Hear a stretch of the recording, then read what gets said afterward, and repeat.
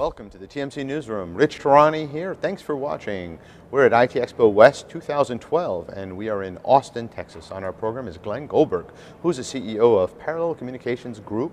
Glenn, welcome to the show. How are you? Very good. Nice to be here, Rich. So, your company is a public relations agency and more for many companies in communications and technology and beyond? Yes. Right. We're a business-to-business public relations firm, and we've kind of found ourselves doing most of our work in the technology space and telecommunications space. So all of our clients are involved in technology in one aspect or another. So it keeps us very busy, and we get to come down to Austin and go to the show in Miami, so that's good. And in terms of the market and what's happened in the last 5-10 years, are the trends, evolution, Yeah. what are you seeing? Give us, you sit at the center of these multiple technologies, and you deal with really a large range of organizations, so you're in a good position to tell us what's happening. Well, I think what we've seen is kind of the way IT Expo has evolved also in a way. Everything now is kind of moving into a mobility arena.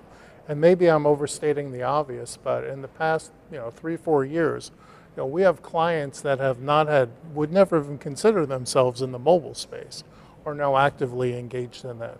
And these are including enterprise communications players. Like Vertical Communications is a client, which is a very active enterprise mobile solution.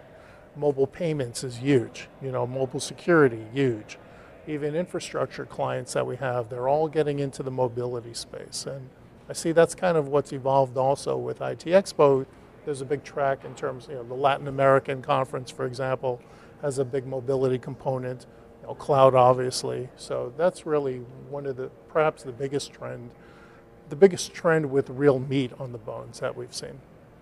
Now, in terms of your agency and the reason that a customer should choose you, for those that are watching right now, can you tell us some of the ways you differentiate so they know, and so that they know who to go to or how to choose you? One of the things that we probably differentiate ourselves the most on is aligning the PR program with the go-to-market strategy of our client. So we found it's always great to write. Everyone could write news releases. We're all very proficient in writing articles and things like that, and placement. But what we find that one of our core strengths is able to align those PR activities with the go-to-market strategy of the clients. So depending if they sell directly or they sell through distribution, whatever region they're in, how they're sold with influencers like the analyst community, how they play a role in the sales process.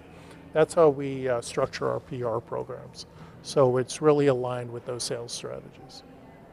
And what are some of the things in the future that we can expect from your agency?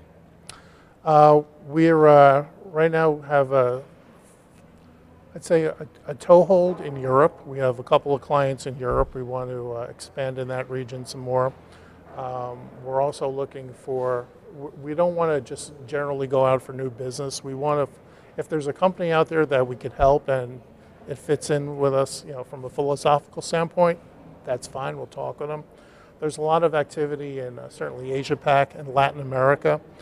We've added some native Spanish-speaking members to our team. So those are some of the areas we're looking at. There's one other thing I wanted to ask you, and that is just your views on social and what's happening in that market. In terms of social media? Social media, have you seen it evolve? Is it more important, less important? What's the situation there? It's there's always a lot of buzz on it. We find what's the best use for it. In the technology space, quite frankly, I don't see it playing a major role in the B2B space as it does in the consumer space. If you're making a $100,000 investment in technology, chances are a purchasing manager is going to do far more due diligence than just based on a tweet.